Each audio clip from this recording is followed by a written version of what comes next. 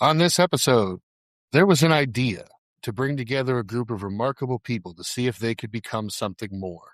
Today, we're assembling something special because we're diving into the movie that changed the landscape of superhero films forever. We watched The Avengers, and you're listening to Geeked Out. Lights down, screen up, here we go. Talking movies everybody knows. The good, the bad, the ones we quote.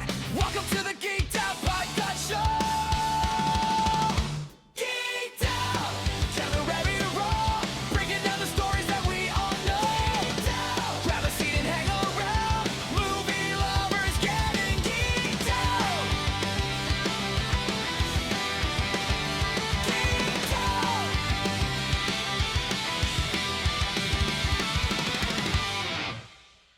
Hey, everybody, welcome to another episode of Geeked Out. My name is Kyle. And I'm Juan here, the genius playboy philanthropist. Actually, I'm none of those things, but anyways, Don't sell yourself short.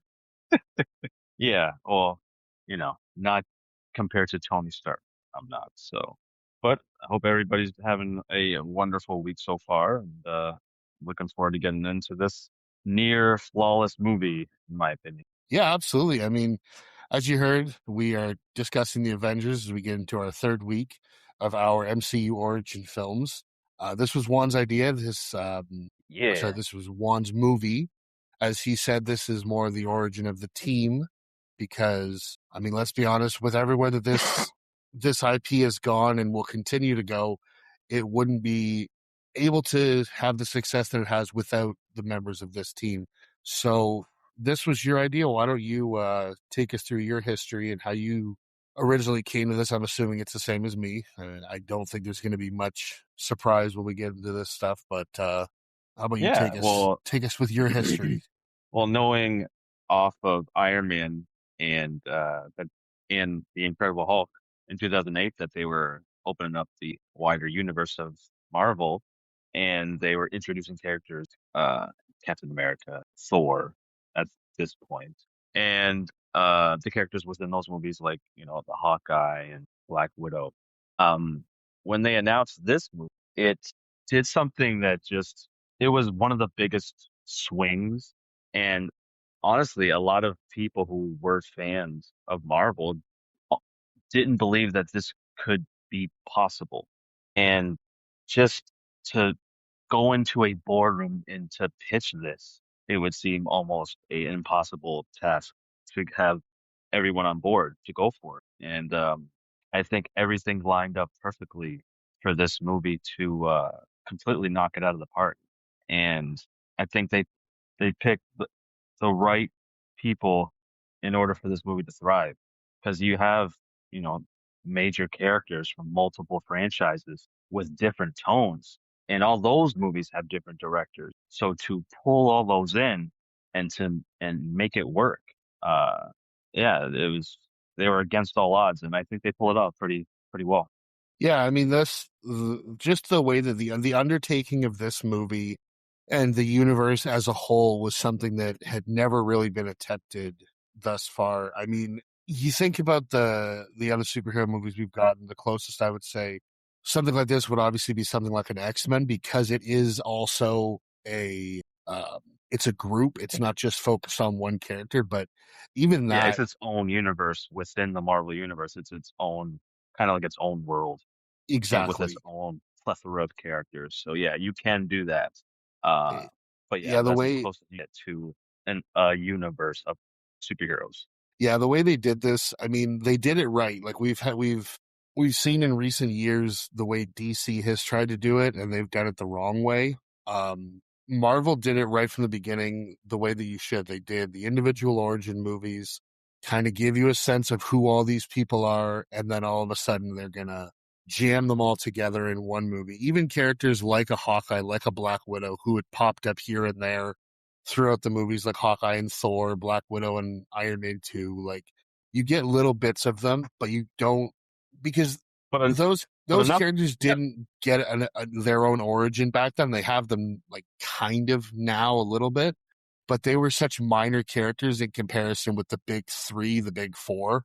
Um, so when they did this, yeah, I was completely on board. I remember going to see this in the theaters, and I was just, I mean, from beginning to end, I was absolutely blown away. And I agree with you. This is a near perfect superhero movie and movie in general. It's from beginning to end, it's a hell of a thrill ride. Yeah, I now, I the forgot opening, that this was the sixth, and this was the sixth movie, and this was the end of what now famously has been dubbed Phase One of the Infinity series or saga.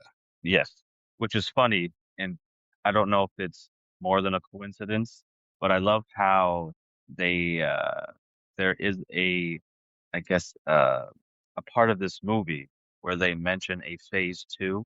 Yep. And I just love how they're I don't know if that's a self-aware thing, but I like how they kind of put that in there because yeah, this is officially the end of the phase one going into phase two. And yeah, it's little things like that in the writing and little details that really shines. And it's one of its strongest things of this movie is its writing.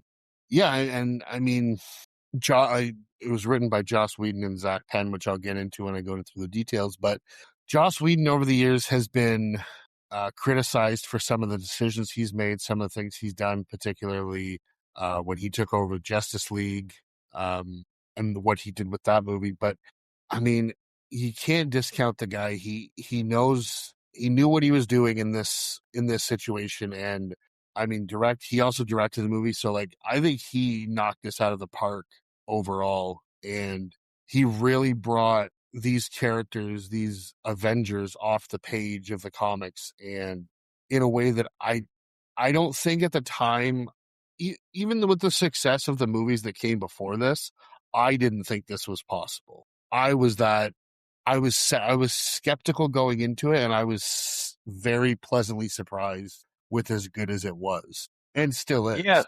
yeah, because each character felt like a continuation of their movies, all brought into this movie. And to be able to write in a way to where you every character feels like that character, uh that in itself is a feat to be proud of. Uh Yeah, the only one who's yeah, different is obviously Mark Ruffalo as the Hulk, because I forget the reason that yes. Edward Norton didn't continue in the role. I think they didn't continue just because they deemed him just difficult to work with. They Okay, just didn't want a repeat of the difficulties that we're going through when they filmed The Incredible Hulk. okay, that makes sense. So it was just better to cut ties and add in another actor, which I do appreciate that change because I think Mark Ruffalo plays a better Bruce Banner within a team dynamic than Edward Norton would. Yeah, I don't.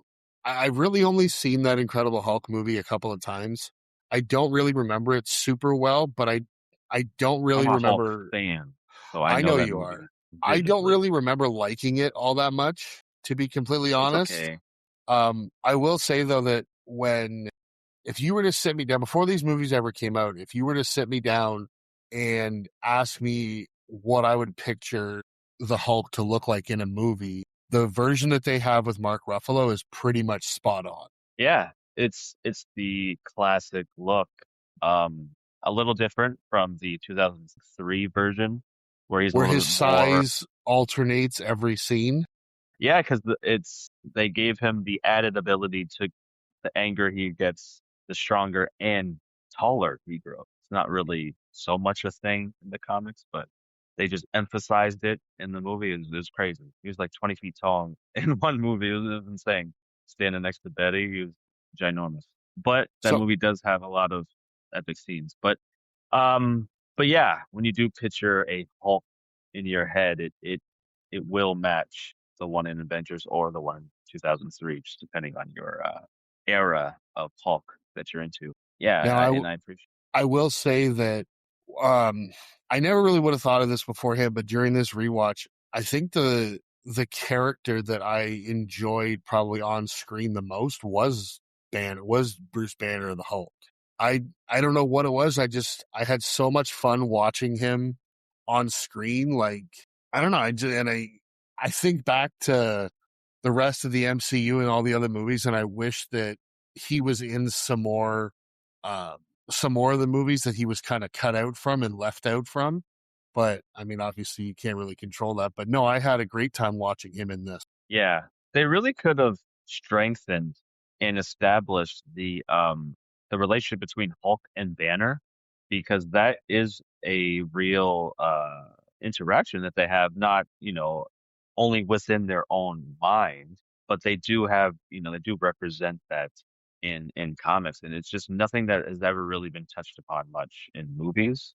And this movie could have, since you're introducing a new Hulk, he could have introduced dynamic, a new Yeah, I dynamic, but think it's also one that's familiar within the Hulk comic books. And again, I say it all the time. It's just Hulk is more than a monster. There's actually a personality within that, and it's just and I just wish that they were to emphasize that a little bit more in the whenever they introduce Banner. But that's just a person. I will say I thought because I remember you had said that before, and when I rewatched this movie this time, I did notice a few different times because you again he's always been portrayed as this mindless monster, but there were a few times in this movie where he is the Hulk and he's doing Yeah, things that aren't just go break things and beat people up and like he's yeah. the He one actually, who catches Tony. He even when Cap says to him like smash, he has that little smirk, like as if like he understands what's being said.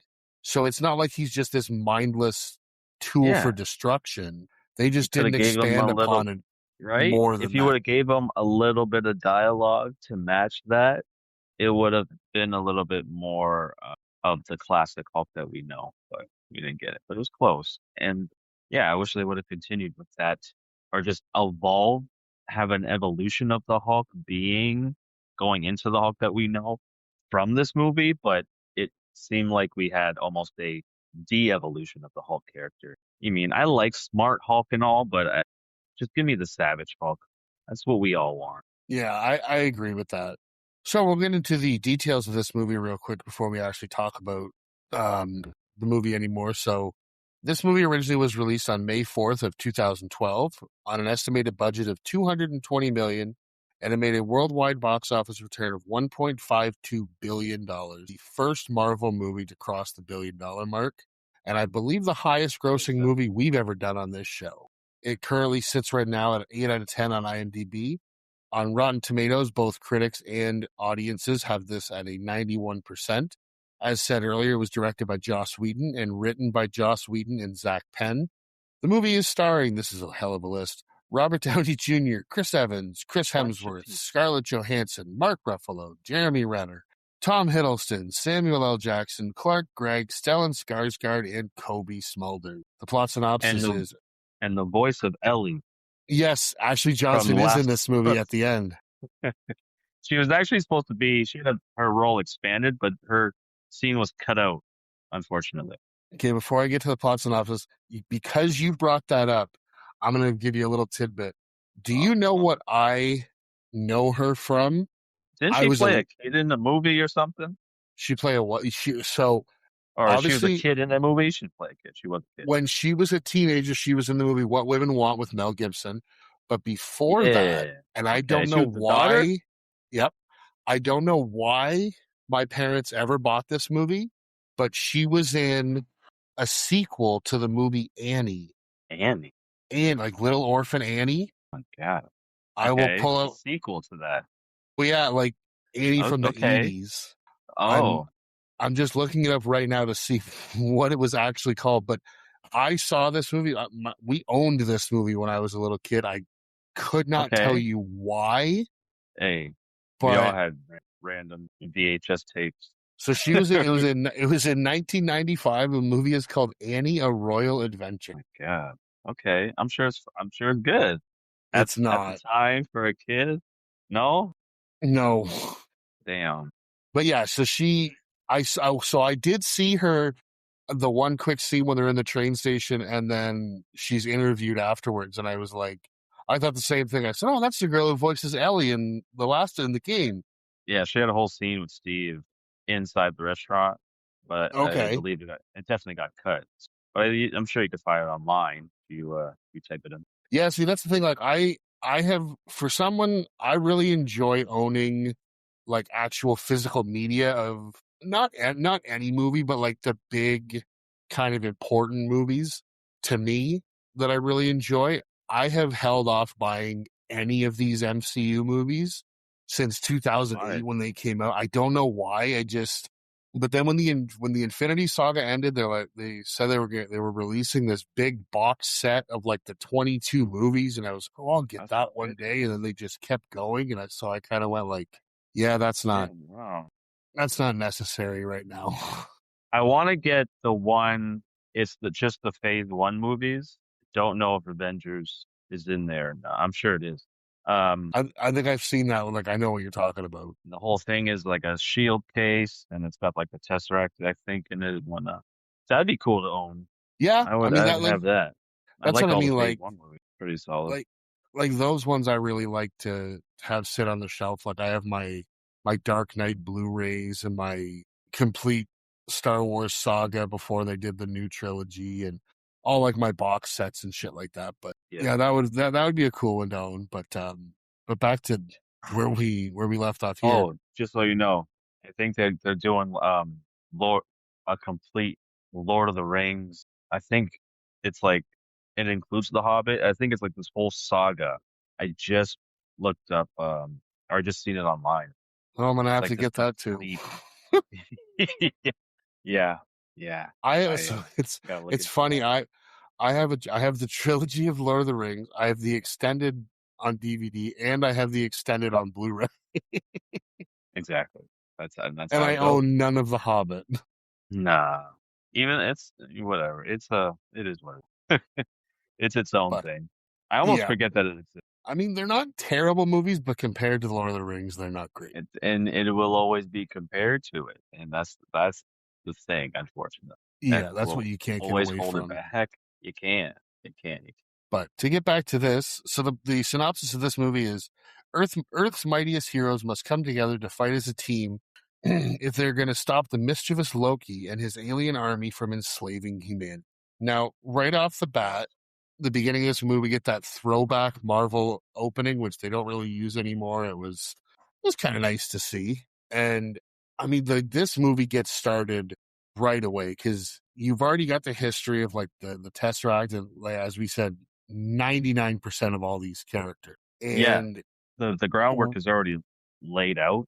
So you're able to dive into the movie without a whole lot of exposition with any of the main characters. yeah, and I'm really glad that they used Eric Selvig and not like Natalie Portman or anything like that in this for the working with the Tesseract with Shield because Yeah, as like the not scientist. that I dislike Natalie Portman, I always felt that she was kind of miscast and a We're weird talking fit about for these she movies. is a scientist, bruh. In real Uh, life, she is a scientist. that's I'm not saying she can't be a scientist. I'm just saying I think she's always felt kind of out of place in the Marvel Within the universe. okay, I could see that.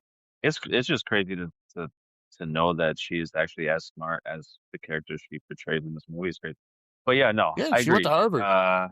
Yeah, she knows her stuff. Um, brains and beauty is crazy. But I could see that. I could see your point there. It wouldn't But have it mattered to me. I just think it would have been different in some of the scenes because Thor would have been concerned and it would have changed the structure a little bit. Yeah, I mean, So because he's concerned to begin with over because he's like, oh, Selvig, he's a friend. If it would have been Jane, he would have been losing his goddamn mind. yeah, he would have, yeah, they definitely would have had to focus on that part of the movie, at least touch on it a little bit, enough to where it would have messed with the formula. Yeah, no, like this movie is so jam packed with stuff. It's good. It's if we go scene for scene, and we're going to be here forever. But I do want to ask you, with Loki being the main villain of this movie, obviously he is working for a big bad that we don't really know yet. Hint, hint, it's Thanos. Oh, Surprise, I surprise. know, I But knew at the time. The I have kids don't know, Loki. but I knew.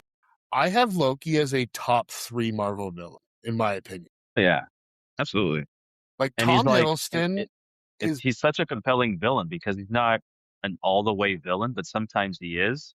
But he is redeemable because he's so charming, and it it he yeah, he's such a layered, complex character, and he can go whichever way he needs to in order to fit the story, and you're still so compelled to, you're so engaged and compelled I to mean, like, think just about it. watch him. Your eyes can't, you, your eyes are glued to him no matter what's going on, just because Don't talk about eyes with character is him. great and the actors. Now, so, I mean, think about it. Like, did you ever think, like, watching this movie in 2012, a guy who literally uses a a machine to grind a man's eye out? Yeah, Did that you was really? wild. Yeah, Did you ever yeah, really that was. think you would watch a movie just a matter of a handful of years later and be laughing at his character when he simply looks at Thor and goes, "We're not doing Get Help." Like, No, I mean, not was a whole lot of characters. You could have gotten away with that, and it seems like they kind of brushed that to the side, anyways, because that was pretty. That was a wild moment, and something that I guess, I mean, we all know that Loki has taken lives, but that a lot of moment, them. and even still, he can be redeemed. It's just something about the character, and yeah, but Well, then I that mean, moment was pretty wild. I I just because it's so visceral, and just the thought of someone ripping someone's eye out, is very disturbing. impactful when you're trying to establish yourself as a villain. Yeah, and it is disturbing. Yeah, and Even I more mean, so when just taking a life, you're mutilating something. It's a different yeah, level of he villainy. embodies like the evilness so well in this movie, and yet he also looks like he's having so much fun doing it. Yes. And you know that there's more to it, through his limited interaction with not the main villain, but the main villain's right hand. He's kind of put in this position. He has no choice to do what he's doing because then that's his ass, and not, he's going to choose himself over anything ultimately. So Yeah, and you get it. I'm glad that they gave us that angle in the movie so we know Loki's motivation as well. yeah, and he gets obviously the opening is the big the big moment where he steals the Tesseract and the scepter. He puts Selvig and Hawkeye under the mind control, and they're off. And then we start getting into the introductions of our Avengers uh, team, and I did like that this movie gave each one of them a little 2-3 minute introduction scene type thing. Like, again, you don't really get you. So you've seen Natasha in Iron Man 2. You don't really, there's not really a whole lot you know about her at this point. So to watch this intro where she's literally tied to a chair and the fucking guy gets a phone call on his cell phone, and he says it's for her, and she immediately goes, "No, I can't come in. I'm working right now. This idiot's giving me everything." And the general's like, "I'm not giving her anything." It's she's she puts a face on this character so well that it's like, even though these people think that they're the ones interrogating her, she knows how to manipulate the situation to get exactly what she wants out of it. And we see it later when she has the moment just outside of the cage with Loki. Yeah, it's perfect introduction to this character, the MCU Black Widow. The dialogue felt the most. I mean, we're just starting the movie, but this this part of the movie, the introduction to Black Widow, felt some of the most Josh Whedon like dialogue. If you're a big fan of Buffy and a lot of the female led shows that he written for, you would know. It was very similar, and definitely felt like his writing. And I think it was a very well done intro for this character. Yeah, and when she finally gets rid of them, and Coulson says to her like, "You have to go get the big guy," and I don't know why she thinks that that's Tony, but clearly that's not who he's talking about. Yeah, Because because then Tony's we a big immediately guy, go, even in the big guy. well, then immediately we go, Bruce is hiding out doing like work with under like poor people in India. It's They don't really go too much into that, but I know he's obviously away from the normal life that would cause him the stress that could cause him to kind of lose control. But this this scene between the two of them I thought was really good. It shows kind of the chemistry they're gonna have later. But when he slams his hands on the table when he's asking her, like, are we um like what the real reason she's there, and she pulls the gun out from under the table, the look on Scarlett Johansson's face, I don't know if she's just that good of an actress, but it is like sheer terror. And it's 100% believable. Yeah, uh, you definitely believe the in that moment. It was her look in the face, the way that they shot the sound editing in that scene definitely got you for a second. Well, it also gave an And overtone that he sounds a little bit like the Hulk when he, like, you hear that growl come from behind his voice. yeah, and the scene is overall quiet. I don't even think there's a score going on. So No, it's when silence. so when you hear that voice, that booming semi Hulk voice, yeah, it'll it'll get a reaction out of you if you're not really paying attention. Yeah, and then you, like I say, you can feel her fear because afterwards it is still silent, and all you can hear is her, like her increased breathing of because she's scared. And I did like that she tells him at the beginning, "No, it's just you and me." And then when she talks into her earpiece, it shows outside, and this little shack is surrounded by, I would say, no less than 50 shield agents. But yeah, and you knew Banner did that because that was going to be the outcome. Because he's just been around the block too many times. He's a coming a mile away. He knows how these things get set up. So he was just testing her to see what she would do. Yeah. And then obviously she says, like, oh, we've got to go for this mission.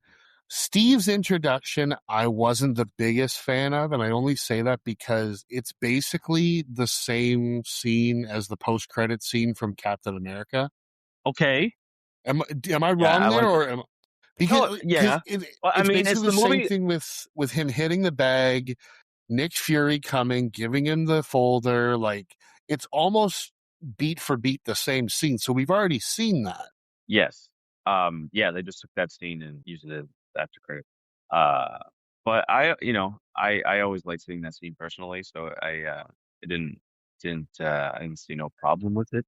Uh, but yeah, it was the movie that followed Captain America, so the one that came out right after.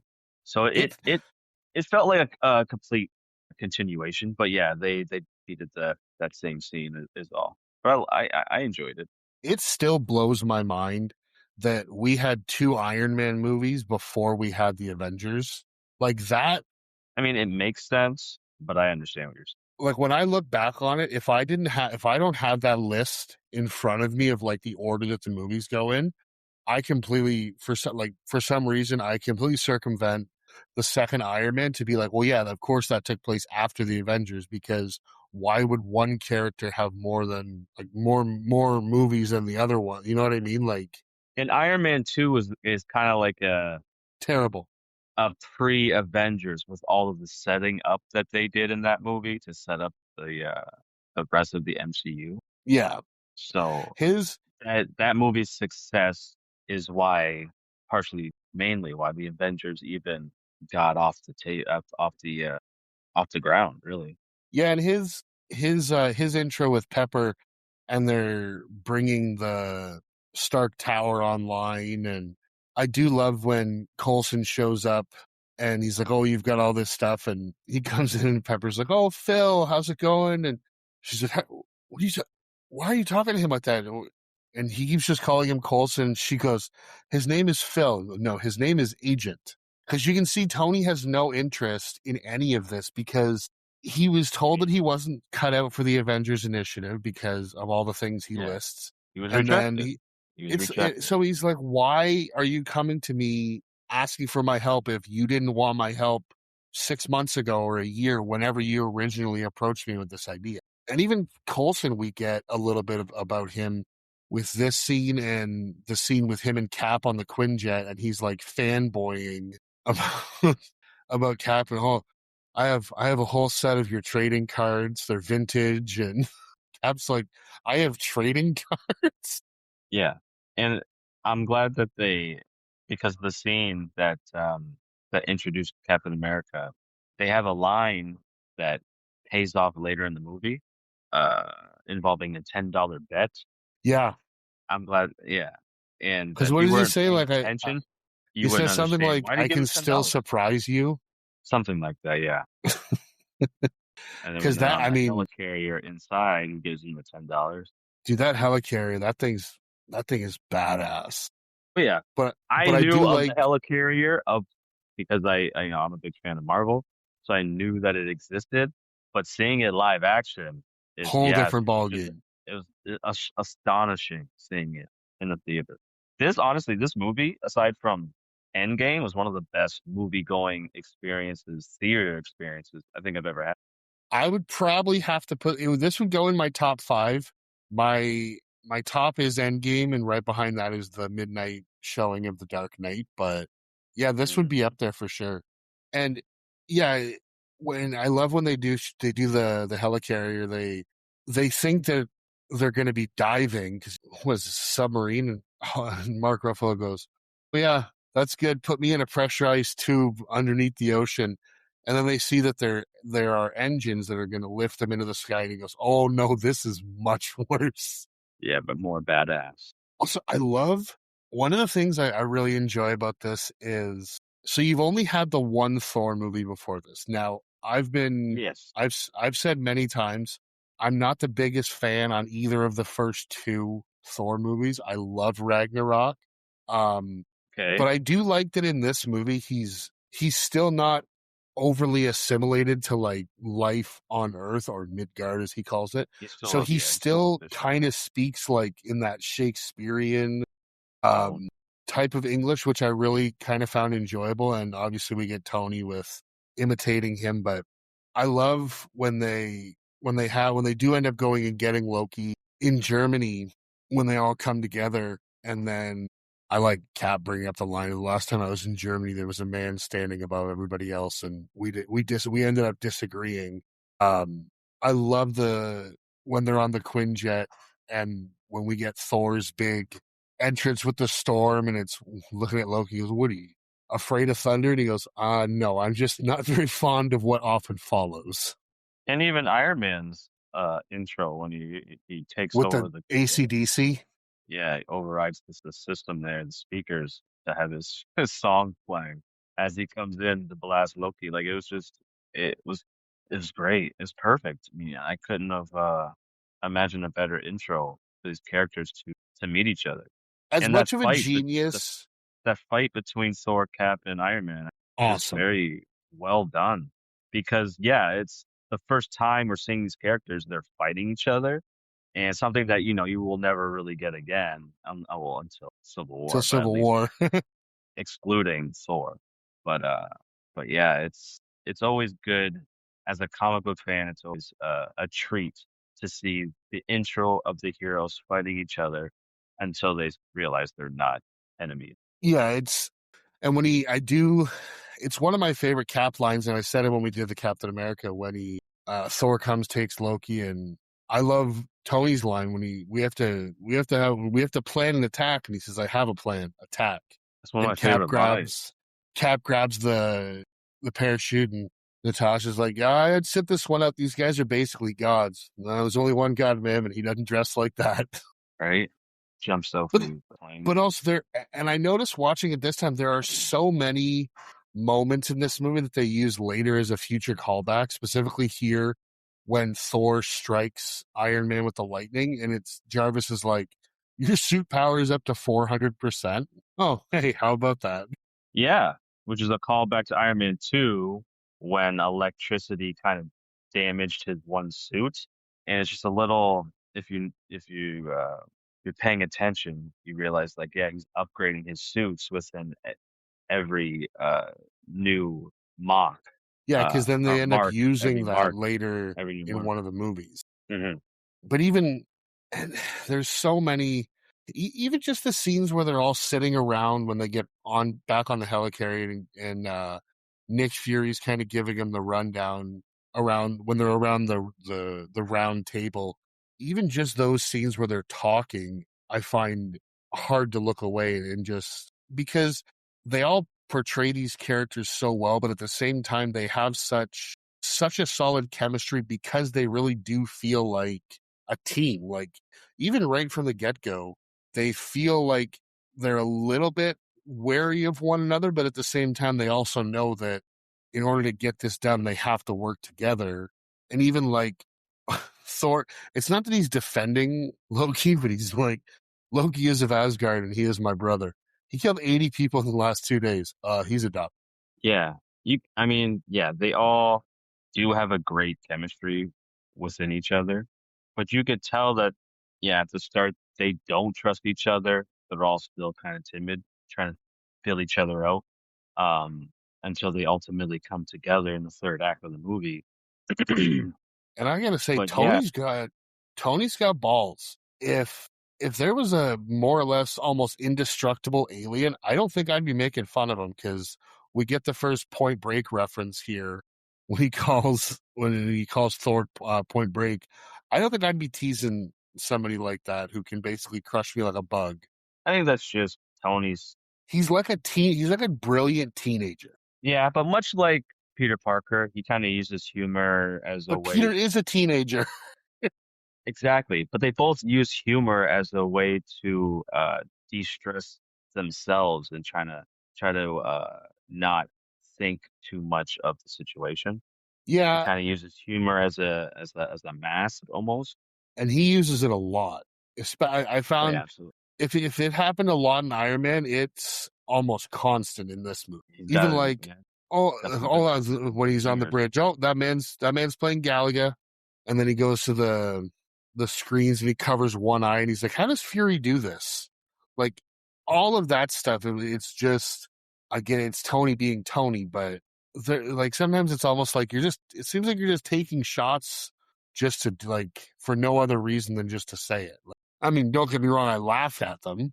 Yeah, but that's just, it's true to his character. So I'm glad that they didn't write him in a way that was uncharacteristic.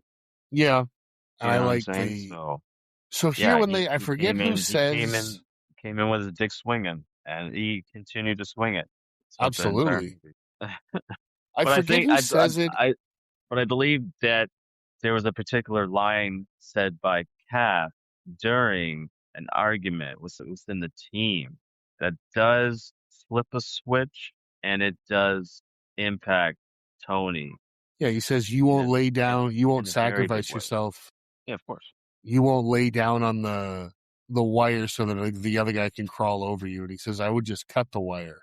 And it's like even Cap's like, yeah, you seem to have like a smart ass answer for everything. Yeah, definitely. But I did like this because it also made me think a little bit deeper about Cap. Somebody refers to flying monkeys, and I love that he goes, I understood that reference. He gets so excited. But then all of a sudden in my head I went, hold on. Could you like I think my brain would explode. Like if you think about it, in his head, because he's been frozen, just a span of a couple of years ago, he was in 1944 in World War II and now he's in 2008 or 2012 fighting aliens of all things. Like, you know what I mean? Like, I don't know how you would be able to compute that. And it's Yeah, something I I'm never sure. thought of before until I watched it this time. But yeah. I mean, they didn't want to put too much thought into it, other than he got a reference in that moment I understood compared that. to, yeah, because he didn't understand Stephen Hawking's reference earlier in the movie. It's another He little doesn't understand callback. everything, which is why I love in The Winter Soldier, he has his little notebook of all the things that he has to check out that he missed. Yeah, interesting thing about that scene. I think different countries got different versions of what was in that book. Yeah, I did hear that because I think one of them I think the American one, the North American one is like, I think one of the songs that's in there is like smell like Nirvana or smells like Teen And Spirit or one's the whatever. James, And I the think James in Brown song. England it says like the Beatles or the Rolling Stones or something like that. Okay. So yeah, I think it depends on where the movie was released. There are certain things in that book that are different, which I think is kind of interesting because obviously Yeah. what we grew up with is not necessarily what other people in other countries grew up with. Some of it is, but not across the board. right? I feel like everybody would have a different list of what Steve should check out, what he's missed out on over the years. You also get a real depth into Hey Steve, Steve's Boy hey, Scout. you gotta listen to this guy named Tupac. That'd be me. Yeah, what does Anthony Mackie tell him? Marvin Gaye. But yeah, it was Marvin Gaye. I thought it was James Brown, but yeah, it was Marvin Gaye. I think his album, Yeah, one of his albums. but I mean, this movie you really get Steve kind of obviously he's always kind of overboard with the whole Boy Scout thing, but this is when you have both Tony and Bruce saying to him like, you really need to look around at what's going on here. Like, Shield isn't necessarily, or they might not necessarily be everything that they're kind of portraying to you because they're looking into it. They're very concerned about it, and Steve does. He investigates and finds out they were trying to use the cube to make, I think they say the magic words, weapons of mass destruction, which this was the time to hear terms like that. And it makes sense for Cap to come from a place where he trusts the government because in his time you could trust the government. They weren't doing anything sneaky. A clear enemy, and everybody was on the same when it came to that, right? Well, like I just So said, mentally, he's still in the 40s. exactly. Yeah, he still very much trusts the government because he thinks that's just how things should work. He doesn't realize how corrupt his country has been since then. Yeah, I mean, and now we get our big action scene on the helicarrier when fucking Hawkeye shows up and shoots an arrow like he's Angelina Jolie in the movie Wanted. With Fuck it. He the shoots it into the wind USC, and it bends into where he, like, I get that he's accurate, but it always makes me laugh because it's like you have zero that trick arrows. mutations, zero. Yeah, but it's not even just the trick arrows. It's like you have zero mutations, you have zero gifted abilities. Like some of these shots that he makes with this bow and arrow, it's like I don't care how well trained you are, you're not doing like there's no way.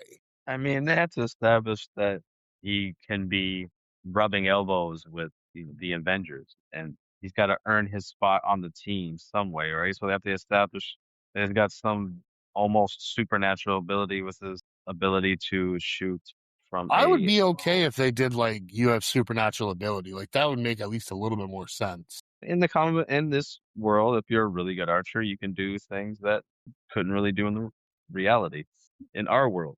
I mean, I guess we'll have to suspend that disbelief, which is something we seem to say a lot on this show. With archers with aim, you always kind of have to, just because they always do things that goes beyond the simple premise of being really good at aiming. Yeah, I mean, I said that a lot. I watched the whole Arrow show. I was a big fan of on the CW, and that stuff happened all He the did time. some wild shit too. So you must have loved this part on the helicarrier because we finally get the big guy. Yeah, And this is like his coming out party, especially if you hadn't seen the Incredible Hulk movie or weren't a big like me, like I wasn't a big fan of it. I loved the portrayal of the Hulk. And question, you're a Hulk historian, a big Hulk fan. Why is it that when he grows, his shirt tears off of him, his pants rip at the ankles, but somehow the waistband on his pants, does it expand? Because his yep. torso, his midsection gets bigger too, but his pants always seem to stay intact. Because man, all right. If they were his pants were to rip, you'd see his fucking dick and balls. We're not doing that. So you have to suspend your belief there, man. It's just because. Hey, It's I mean, because reasons. if It's that because happened, reasons, man. if Because that reasons. happened, there might not have been a fight scene with Black Widow. They might have started their little affair a couple years earlier. Maybe he got some special stretchy pants. He didn't. They didn't establish. They didn't explain in the movie. They're This stretchy. So, this I whole don't thing is know. wild because you get everybody's kind of paired off except Thor. Like Thor's kind of on his own, but he ends up coming in and fighting the Hulk. We get Hulk versus Thor Part 1. Of course, we will get more in a later movie. Um, but yeah, we get that, and then we get one of my. I mean, I've said this. I'll say this when I'm playing video games, like anything like that. the pilot comes and he's shooting him through the window, and it's the target angry, Oh yeah. target angry, target angry. He said don't get too close. Well, and even How, he how gets to you the not point know where Hulk can this jump man far, ejects man? from his plane, and the Hulk catches him and throws him. Terrifying. When he caught that motherfucker, that was terrifying. So he has super speed and super reflexes. He does. All those things get a boost when the angrier he gets. And he was kind of pissed off at that point, getting shot the fuck up by a jet. But I'm glad, again, he's not enough of a monster where he could have just crushed him, but he just decided to throw the fuck out of him into the sky. And his parachute does deploy, so he's okay. I mean, physically, but I think mentally he's going to be off work for a while. Yeah, I would say so. And then Tony has to go use his magic Iron Man suit to fix the engine that Hawkeye took out. And I love that it's him and Cap doing it. And he's like, okay, I need you to pull out the relays and tell me which ones are overloaded. And he opens it and goes, it seems to run on some form of electricity. Yeah, I love that. I love that part. Just a delivery, because you could tell like there was nothing else he could have said. No, he's like, he could have been like, I see wires. Could not have explained it in any more a way because he But doesn't even.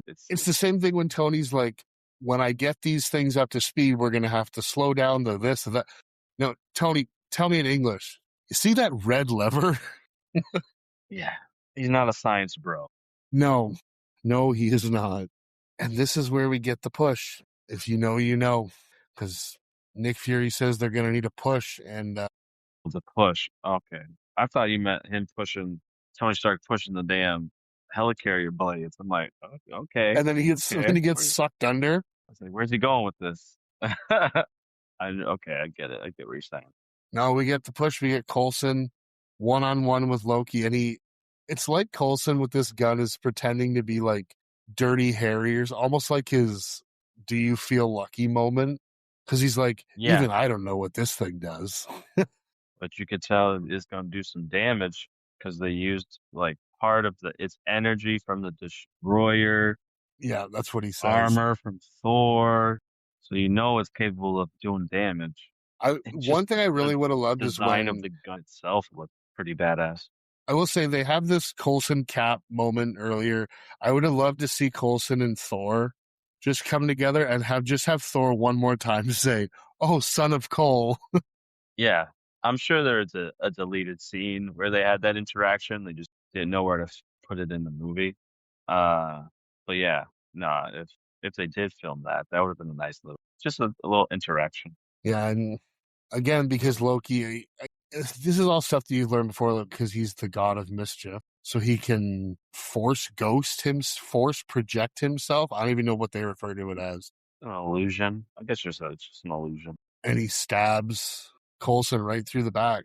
For some reason, I had a memory that he lived through this somehow, but I think it's just because I he mean, was he still did on. technically. I think he was still on the show Agents of S.H.I.E.L.D. at the time, and they just Hmm. worked it around to be like, oh, this takes place before that. No, it took place after. But how is he alive on the show? They explain it. Okay, They explain it. I never They, watched it. there's whole like they kind of dance around it. There's a whole mystery behind it, and then they reveal it. Then there's like a whole season that explains what's going on and But then they ties never into bring him the back in the universe. movies. Nope, Sure, they that makes sure don't. sense. Because I think there was a point where they wanted to connect the two, but then there was things that happened in the last few seasons that made it sure that they were separate universes.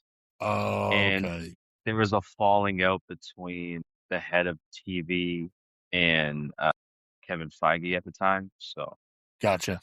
Okay. but they tried. Beginning, they had plans, but it all fell. Okay. Now, during this whole thing, we also get Tasha and Barton fighting, and apparently, obviously, we don't know this at the time, but what's in the scepter, this mind control thing, is the Mind Stone. It's an Infinity Stone. Yet, apparently, all you need to do to counteract the effects of the Infinity Stone is hit someone in the head really hard. Well, you got to Because that's strap them after. You got to strap them to a chair no, you and then don't, kind because of they don't talk. do that to Selvig. tough to say. Oh yeah, true. I mean, Also, I forgot how much I hated hearing Scarlett Johansson talk about I have red in my ledger. I fucking hate that line. why? I don't know. Don't ask me things. I don't know why.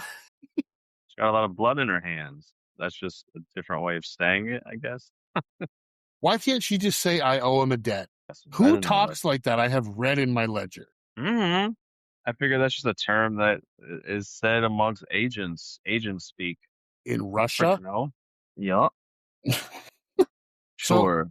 Or just generic TV agent dialogue type. so we get, as I said, we get this quote unquote push. And at 1 hour, 30 minutes of a movie that I believe is like 2 hours and 20 minutes, we finally get the Avengers to quote unquote assemble because they're going to do it for Phil.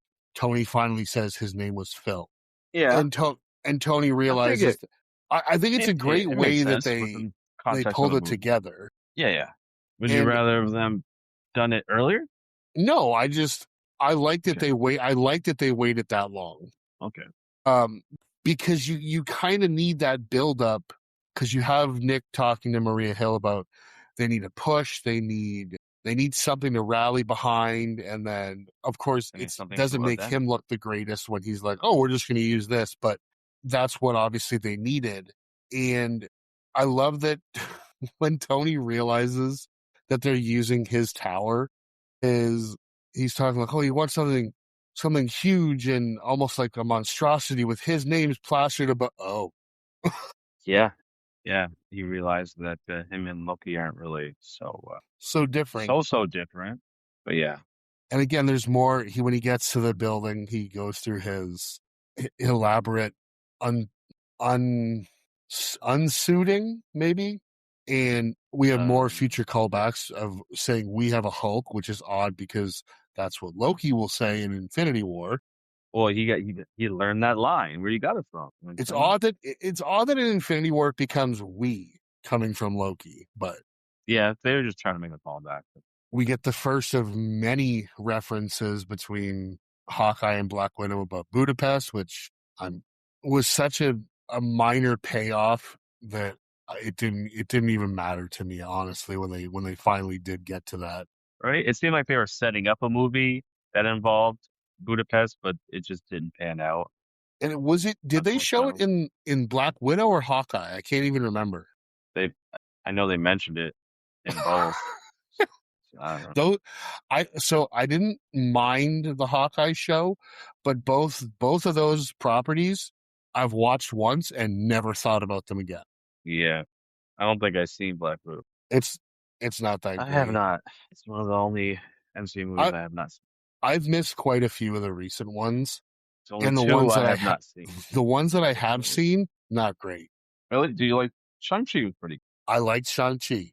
I wasn't a fan of Black Widow. I did not like Multiverse of Madness. I liked It had its um, moments, but no, I yeah, liked Spider. I liked No Way Home, and then I don't think I've seen the majority of the rest of them. yeah, none of them really stood out as much as they should have. But No, Shang-Chi was out of all of them, I think I had the most fun with that one. I No agree. Way Home was good, No Way only Home was a because of lot that of fan service, though. the one gimmick. Oh yeah, they had That that one thing that everyone went to them to see. yeah, But yeah, they've been pretty inconsistent or just consistently mediocre for the past since yeah. Endgame, really. I'm really hoping that the Doomsday can kind of. I'm gonna have to obviously watch all the movies before we get to December, but I'm It's really hoping that hard. this kind of puts it back on the right track. Oh, yeah. I just hope it's on the same level as Oh, and I Infinity saw War and Endgame. Guardians 3 with you and enjoyed that movie. Guardians series was pretty solid. I'll never watch it again. That movie was so sad. Oh my god. Yeah, I Oh, would go back to. I'd go back to it. I just didn't like the villain as much. I don't think the villain was very memorable or compelling, or I think it was stretchy face. a bit of a misstep in the villain there. Yeah, He was so unmemorable. I can't remember his name. I just call him stretchy face. he's the High Revolutionary. Nope, he's Yeah, stretchy face. no, he's a pretty big character in the comics. He's like Ex Machina. Sure. he kind of had that RoboCop face going on there. Exactly. Yeah, it was creepy and gross. Well, as I said, we kind of get the Avengers assembling. We get to the fight in New York, and I mean, this is my notes for this scene are all cap locks because this is when we get Chaplin. just because it's so impactful. Because this is when Okay. they're fighting, they're waiting for Bruce. We get Dr. Are Banner. they waiting for him? Oh yeah, Are they waiting for him? well, they're waiting. How do you know where they would? How did he know where they would be? No fucking idea. Yeah, No that's one of the fucking plot clue. holes. He wakes up naked in a warehouse and a security guard's like, "Are you an alien?" And then next scene, he's on a fucking dirt bike pulling into Manhattan. Right? Or the fact that they're all talking to each other, but you don't see a single earpiece in any of their ears. I love that though. You And not love only that, that. I think it's funny. Not only are they talking to each other, Nick Fury is talking to Tony from fucking hundreds of miles away. Yeah, It's yeah. like they're on an 8-way phone call. You don't really question it at all, just because you're so like invested and engaged with what's happening, like the battle itself. Pretty You're not much. you're not questioning those things at all. You're just going with it. But give it a third, fourth, fifth rewatch, which you will, because I think this movie is highly rewatchable. You'll start to pick up on those things, Yeah, there's nothing there for them to communicate. They're just talking in air. right? I'm trying to look. I'm like, is it tiny? At Is it least on the like other Maria side of the ear? I well just can't see it. Nah, well at they ain't least got like shit. Maria Hill and everybody on the helicarrier, they have the very obvious like Bluetooth earpieces. Yeah, These guys have unless the only way it makes sense is if Cap and Tony have earpieces in their helmets, but everybody else I have no explanation. right. I guess the Shield agents, the two, Hawkeye and Black Widow, they had one implanted in their heads I was just gonna say that. because they're agents. But what about the Hulk? He's Well, just he's not really. magic. He just He's said, not listening smash. anyways. You just smash him. Well, and that's where we get right here. Tony, Tony has I don't even know what they're called, the big whale alien thing, and he There's a says, name for it. I forgot. I'm bringing the party to you." Shatari. It's like a Shatari war type. But I think It's forget a, the actual but name of the it looks creature. like it's alive. It is alive. It's just wearing like battle armor, but it's Yeah, also like a warship at the same time. It's crazy. yeah. And Tony says, "I'm bringing the party to you," and we get what I have as my favorite quote of this entire movie, and it's your boy who gets to say it. Yeah, I think Duh. that's one of the most quotable parts of the movie. I think a lot of people say this out of the context Oh, of it's they'll just say it in everyday situations. yeah. Dr. Banner, It's now might be a really good time for you to get angry. That's my secret, Captain. I'm always angry. And the transition of him turning and instantly growing into the Hulk, into that punch, and you get the Avengers theme, like absolute just chills. And then we get right into that famous rotating shot where they each get their quick little second of screen time. I don't know if anything was done better leading up to like the team ups of like Infinity War and Endgame. No, that was the moment there. I think that changed the game. And I That love that turned. in Endgame we get to see it again. Yeah, it became a signature, I guess, shot for an Avengers movie, and it started here. And I think it's one of the most memorable. And it doesn't stop because like even this we get Cap starts giving orders. Tony calls Hawkeye Legolas, which I completely forgot about until this watch. Yeah, it makes sense. I knew it was Well, coming. he calls Thor Point Break, Loki Reindeer Games, and Hawkeye Legolas. Yeah, but that's Tony Stark. That's Josh Whedon's But again, it's like writing. you say, it's He does a lot of. because Peter does that too, where he references a lot of pop culture. And we get, okay, I need you guys to make a perimeter. I need you guys to do this. And Hulk, smash. And Yeah, he was.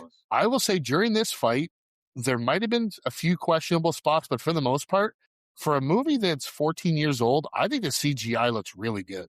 Like, because this is not this scene was not shot at this was a green screen. This is not New York. Even when they're standing stationary. Yeah, it's just really some of the shots with the Shatari flying, kind of Well, the they're close some of the fully CG. close-ups. Like they're Yeah. yeah. Well, at least the ones where they're you got some of the main characters on those little motorbike Shatari ship things. A couple of those close-ups kind of like, whoa, okay, yeah, obviously, but See, it for the most part, especially with Hulk, I think the CG holds up tremendously. I agree. Now, my one of my very few negatives about this movie comes during this fight in Manhattan, and it's the fact that number one, I think this fight lasts too long. Personally, I mean, the battle. it's like 20 minutes. We didn't need Okay. all of it. I felt Secondly, like it was a little rushed, at least how it ended. Maybe um, just how it ended felt rushed, just because of the hive mind alien being yeah, taken down. that was a bit But much, but that's how I else are don't you know. going to end? But again, if you're going to bring an army through a portal, and you have lots of those army entities through the portal, those alien creatures, how do you end the situation without, Yeah, it would take you forever. know what I mean? It's I think they had no choice but to do that. But unfortunately, it's one of my weaknesses for this movie is the fact that of that alien race, uh, kind of just being pretty lackluster Well, that's the in other this thing is movie. I was going to say we have no real information. All we know is these are the Chitauri. They're from planet unknown and they're contracted more or less to help Loki take over Earth. We have no real information as to like anything else about them, which is fine because they're just faceless aliens who are there to get beaten and killed by our heroes. But I wish there was a little bit more given to them just because they do end up coming back later in the MCU and they are referenced a few times. And like Yeah. even when we go to other movies and we talk about they have weapons or devices that were made from the tech that was found that the Chitauri used. Again, there's no information about them. There's like no backstory, nothing. Which again, I think if you were to cut maybe a little bit, maybe 5 minutes off of this battle, you might have been able to, even if it's just in dialogue, just get something in there to give you a little bit of backstory exposition on Well, aliens. I think you should, the the length of time the battle is. I think you could have didn't have to trim down anything, kept that length of time. I just think you should have cut out the Shatari completely. And I think I wish you And would have given the Infinity Stones could have gave Loki a boost in power. just have all of So them fight Loki. exactly. But we don't. But So the problem it is could we don't. carry more of a threat himself. They don't even mention them as Infinity Stones until we get to like Thor 2. Yeah, I just felt like they retconned the at least the scepter as being I don't think they had any plans of the scepter being an Infinity Stone, but I think it worked enough to where they could do it. Mind control, Mind Stone. Hey, that sounds about right. But it didn't even have to be a power boost from the stones. It could have just been a power boost from Thanos, or at least, we don't know that it was What Thanos, almost but would have been from an outside source that boosted his power, so we could have gotten a more threatening Loki what because all what almost would have been compelling is if he would have used the scepter to brainwash civilians, and that way they're not only fighting Loki, but they're trying to stop these civilians without harming them because they don't know what they're doing. true, but then they're more defensive than offensive, and we want to see them using their Yeah, I guess powers. that's true. So, I mean. Plus, if Loki was superpowered, we wouldn't get puny God. And I'm fine with the army. I just think they're nowhere near as Loki. And I think that's where the movie failed. If they're going to be brought in as a threat, you should have made an effort to, Make them a threat. yeah, they're just more compelling and more interesting at the very least. Yeah, because even the look of them is just so faceless and like generic alien. Generic and yeah, just boring really. even though the movie does make a point that yeah, they are threatening. It's just, yeah, it's a bit of a misstep in how the execution of that alien race. Now, throughout this movie, we've had the fucking Shield Council, which is a thing very much of the past because that hasn't been a thing in a. So that was kind of an Full of interesting throwback people. to see. But they don't feel that the Avengers are doing a good enough job, so they call in an airstrike. They call it a nuke. They're like, just nuke it, nuke all of New York. And even Nick Fury's like, I'm not gonna. That's the island of Manhattan. Are you fucking crazy? But what I will find I find very interesting and I enjoy when movies do this. So at the point when the missile is released, the pilot calls out the detonation is going to be in 2 minutes and 30 seconds, and the sequence between then and the detonation is that full 2 minutes and 30-second time frame. Oh, okay, that's So I cool. love when movies do that, and it's like, because so many of them, it's like, oh, there's 10 seconds left in the game or whatever, and it And takes it's 30 it's a two seconds, minute sequence. right? Yeah. There's some movies that are famous for that. Uh-huh. But I really Yeah, like how yeah. they do that. Okay. This might not be a popular take, and I never really thought about it until I just watched it this time. There was no need for Tony to go through the portal. He has already redirected that thing before he ever goes through it. He didn't know what he was. I mean, he didn't know that there was a ship there, so he didn't It know doesn't matter. exactly what he was aiming for. It If he doesn't would have matter. just put it through the portal, He just wants it through the portal and gone. So all he had to do was redirect it, disengage, and fly away, which he had more than enough time to do, in my yeah, in my humble opinion. absolutely. But he wanted to see it through. And I think he wanted to prove Cap wrong. Ultimately, he wanted to prove himself wrong because not necessarily Cap, but Cap was just telling the truth that he knew. He believed, thought he believed for it to be true. So he did it for himself too. Yeah, and then this is where you say the nuke goes through, hits the ship, and we get the hive mind of everybody just collapsing. Battle's over. Loki's going back to Asgard. Hulk catches Tony, screams him awake. He makes a shawarma joke. Yeah, which like exploded that industry after this movie by like 1,000%. Yeah, it was a little nuts, and Which is good. I love a shawarma. I can't lie. I find it funny that it kind of, I don't know if they'd still be around if it wasn't for this movie. Yeah, I mean, certain areas of the United States for sure. Yeah, Not where I'm from. but They suck. we get again the council talking like, do you really think you can trust these people? Like, they're dangerous, and some of them aren't even from Earth. Like, how do you know they're even gonna be trustworthy or gonna come back if we ever need them, type thing? And you see um, Thor and Loki going back to Asgard, Tony and Bruce driving away in his crazy sports car, Tasha and Clint. Oh my god, I can't remember his name. Tasha and Clint going off together. It's almost like the end of Ocean's 11 where they all just walk away from the fountain. A little And similar I like vibes. that. I like that the last scene you really see is Tony and Pepper looking at rebuilding Stark Tower, and as you zoom out, there's just the A because the next time we'll see it, it will now be Avengers Tower. So the A is the only thing that is there, Hmm. and we get two. I'm going to call them underwhelming post-credit scenes. Oh damn. You didn't Well, like one's the first mid-credit one? with Grimace. Grimace. Dude, he is so brightly purple. He looks like Grimace in this scene. Yeah, he's more comic accurate in that particular scene for sure. And like each movie leading into Because Infinity this is War not or Josh Brolin. Guardians, he looked different. No, it's not.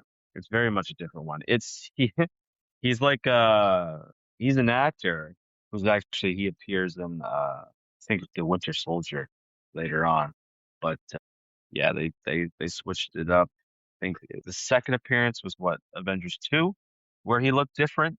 So it wasn't Josh Brolin. And then Yeah, Guardians, it was Josh Brolin. Was it? Yeah, it was Josh Brolin. Was it? yeah. Or was it a different one there? This guy was Damian Poitier. Poitier. The Avengers one.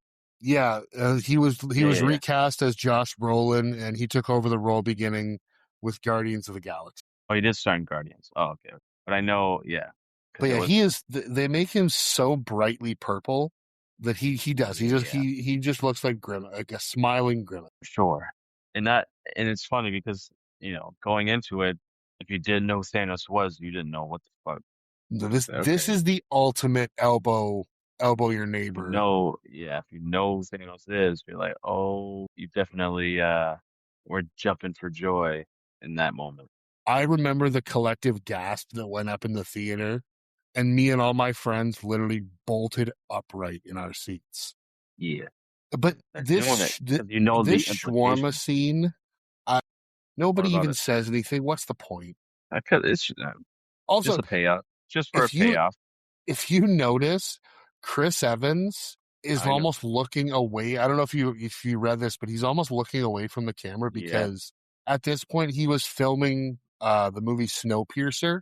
He had shaved his head and grew a beard, so they put a wig on him, and then he's got like a fake jaw over his actual face and beard, which is why if you watch it, his hand is in front of his like Hmm. it's like he's resting his face on his hand the entire time.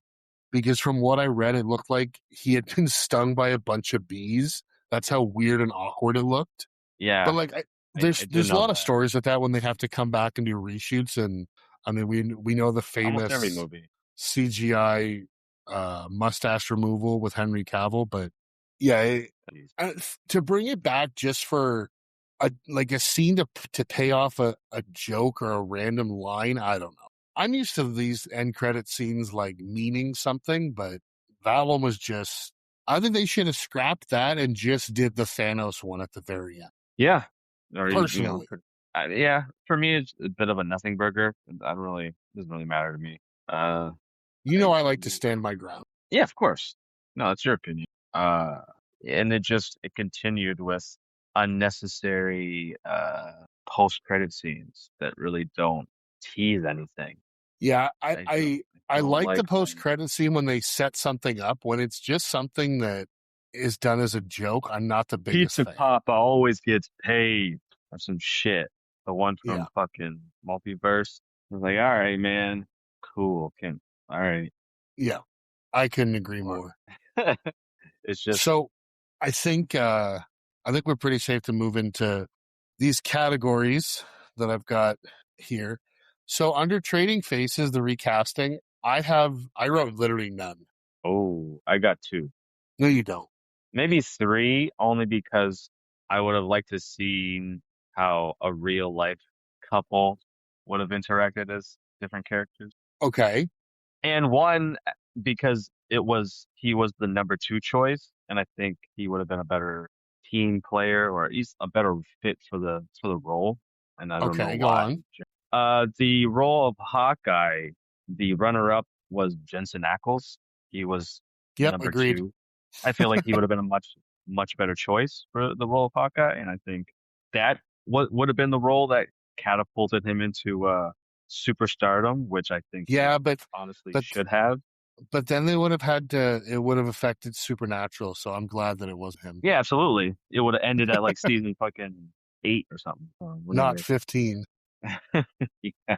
And I would have liked to seen Emily Blunt as Black Widow because she was the runner up as well for Yes, that. I had heard that, and I wouldn't mind that either. As much as I like Scarlett Johansson, or why don't you go the other direction and have if you want to go the other direction and have a real life couple, have Colin Jost as Hawkeye You know, you know. and Michael Che as War Machine, Okay, I'll take that. If we could have those two writing each other's dialogue for each other, then writing yeah, each other's jokes.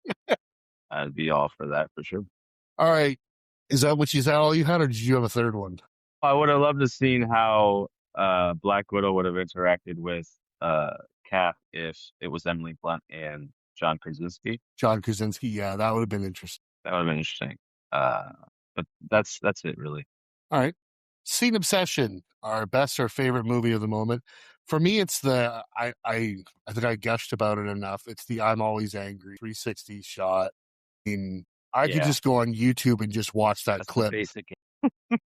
Yeah, Shut absolutely. up. It's definitely one of the most rewatched clips in the movie for YouTube clip wise.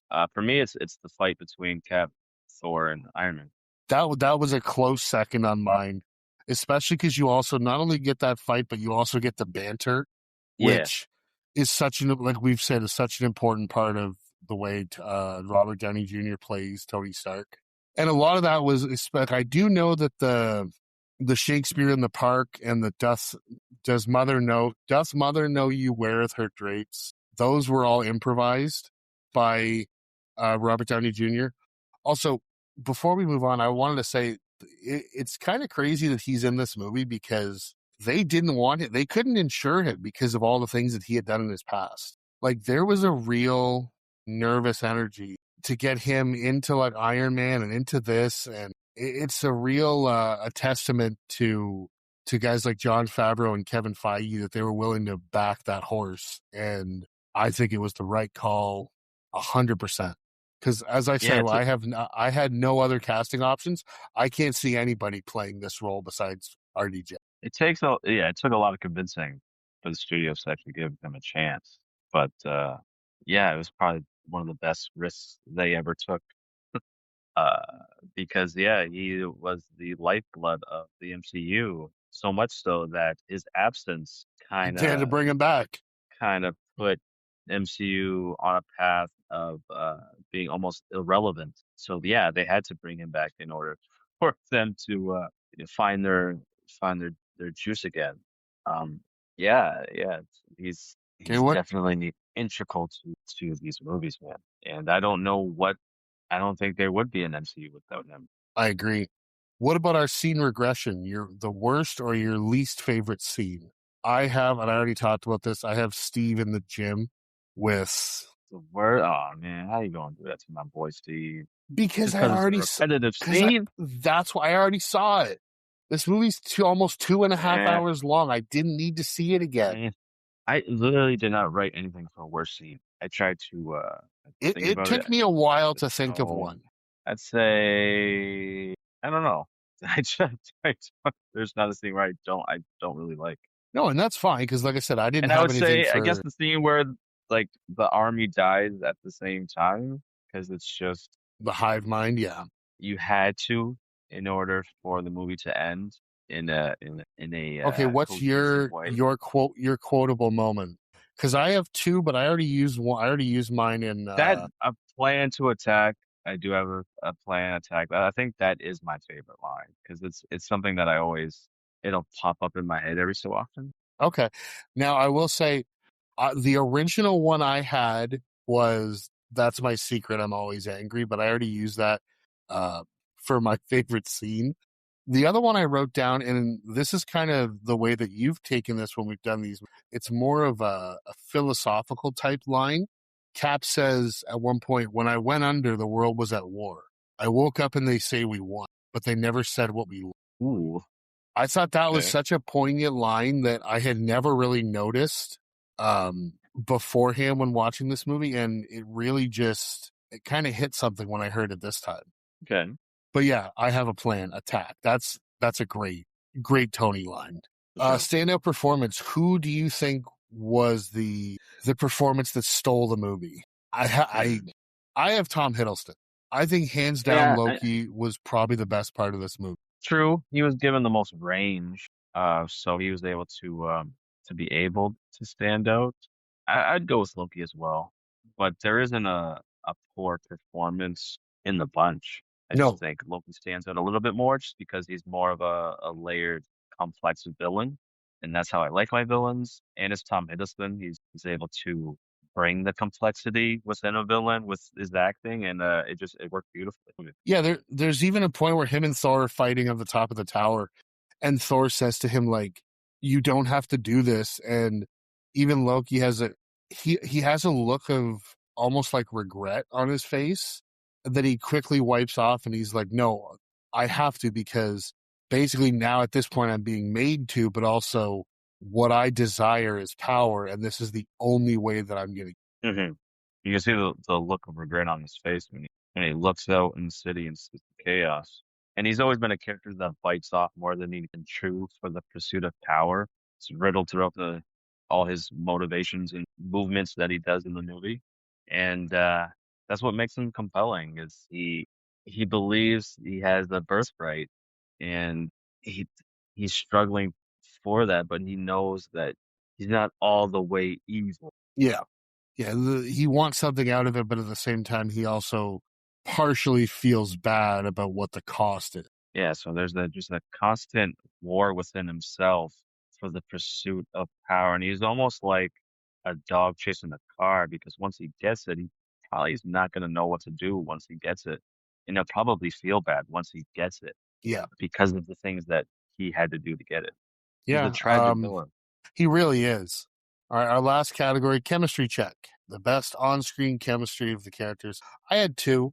I had Tony and Steve.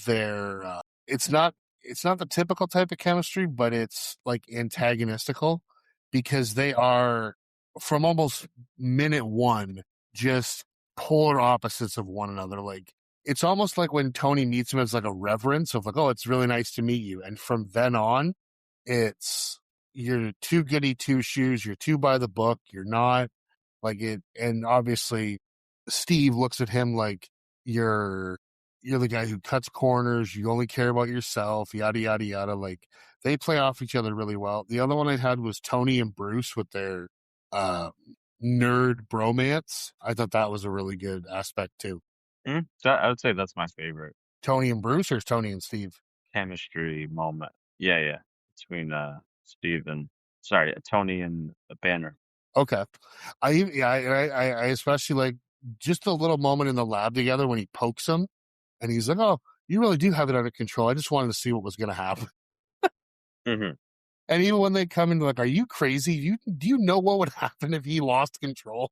Right? But I like the poking, literally trying to poke the bear, Yeah. uh, playful, childish energy, And and even it Bruce works. says It like, works. and Bruce is like, I wouldn't allow myself to come up in this thing if I couldn't handle being poked with sharp objects.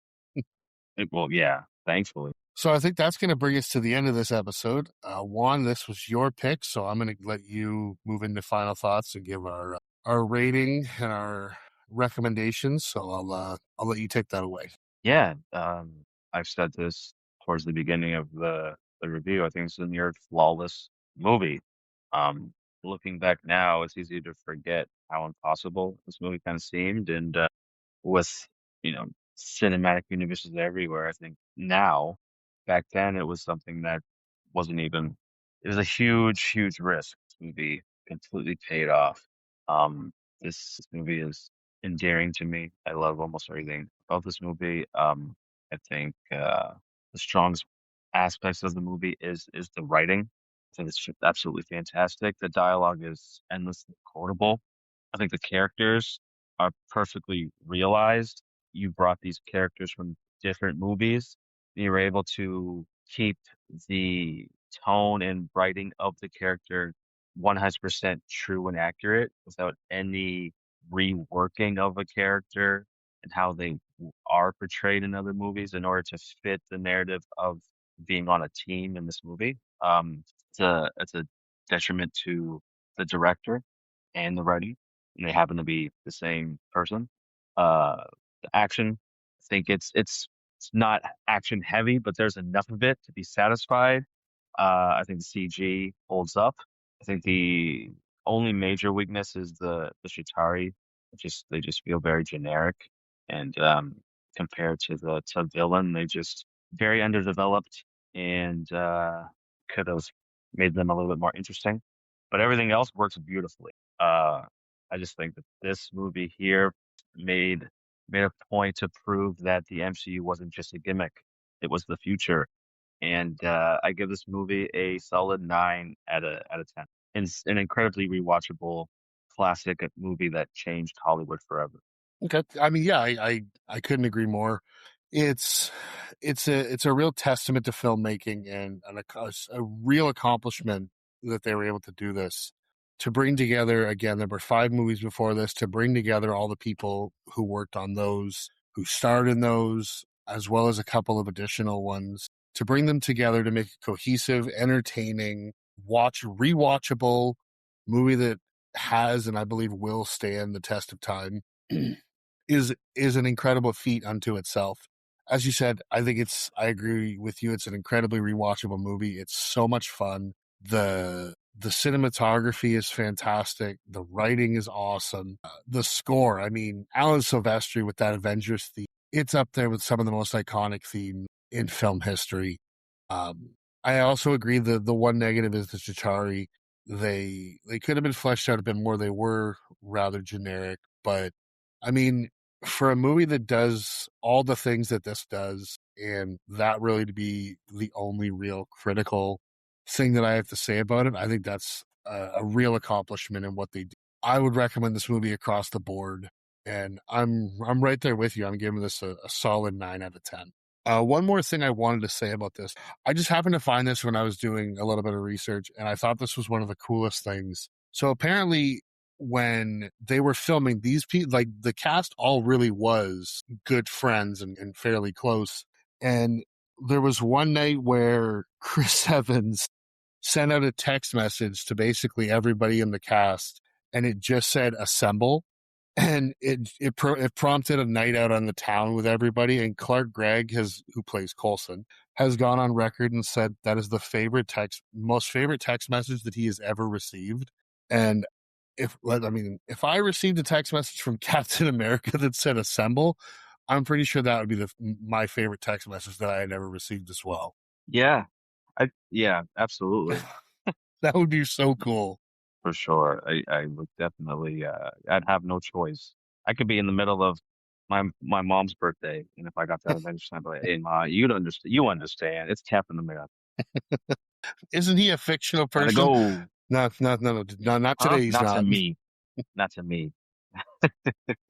So as that brings us to the end of this episode, we are going to move into our final MC origin movie next week. It is my pick. Now, I had said to you beforehand, before we started recording, Uh, that I just need clarification for this because it's an origin of him in the MCU, but it's not a typical origin story. Now, I'm going to say what we'll watch, and if you disagree, I'll edit it. I'll edit it out, and I will put in the different movie. But I want us next week to watch from 2017 Tom Holland in Spider-Man Homecoming. oh wow, Now, as I say, this is not a traditional origin because the movie starts and he's already Spider-Man, but it is his origin into the MCU. And I'm not, or I mean, we can even watch the scene from Civil War too, just the actual origin, but you get what I'm saying.